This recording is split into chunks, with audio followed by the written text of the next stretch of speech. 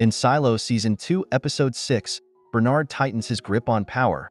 The residents in the Down Deep push back harder than ever, and Juliette faces one of her biggest challenges so far. Let's break down how this episode dives into control, rebellion, and survival.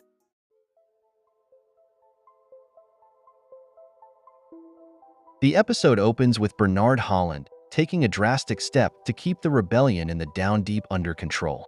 He sets up a blockade, cutting off food, medicine, and other essentials. It's a calculated move meant to starve the residents into submission, but it also shows just how desperate Bernard is to maintain his grip on power. Instead of looking like a strong leader, his actions expose the cracks in his control. The barricade becomes more than just a physical barrier. It's a symbol of everything wrong with Bernard's leadership. On one side, it represents the silo's rigid hierarchy and the lengths those at the top will go to keep things the way they are. On the other, it's a rallying point for the people in the Down Deep, who are tired of being treated as expendable. The blockade forces everyone to choose a side, making the conflict impossible to ignore.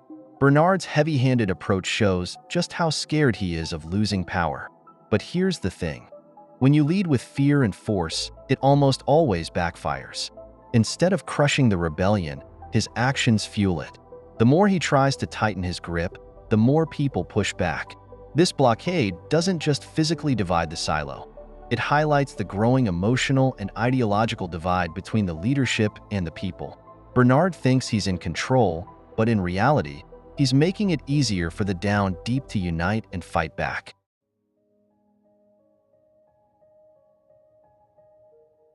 While Bernard tries to crush the Down Deep into submission, the people down there aren't giving up without a fight. Leaders Knox and Shirley step forward with a bold plan to move the barricade and take control of the farm on level 122. This isn't just about food. It's about survival, independence, and proving they can stand on their own without relying on the upper levels. Knox and Shirley's leadership inspires their community. Everyone comes together, pooling their skills and resources to push back against the blockade. It's a powerful moment that shows how strong people can be when they work together, even in the toughest circumstances. The farm isn't just a lifeline. It's a symbol of what they're fighting for: freedom and self-reliance. Their plan to secure the farm isn't just practical. It's deeply symbolic. It's about taking back control of their lives and proving they won't let the upper levels dictate their future. For a community that's always been at the bottom, this is more than a fight for food. It's a fight for dignity and self-determination.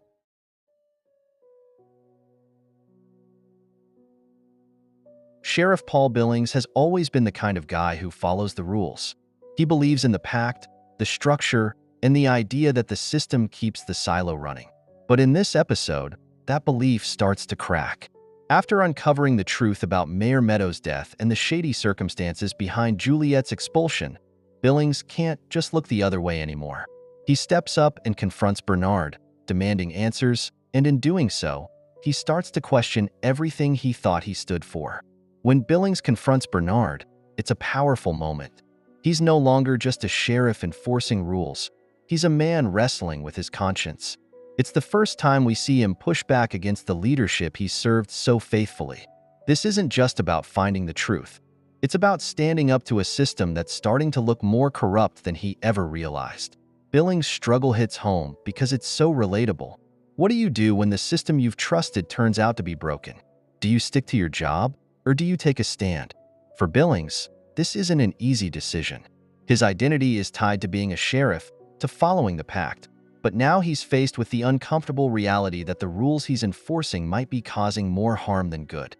Billings' journey is a reminder that change doesn't always come from the outside. Sometimes, it starts with the people inside the system, questioning the way things are. Billings has a unique perspective. He understands the rules and how the silo operates, but now he's starting to see its flaws.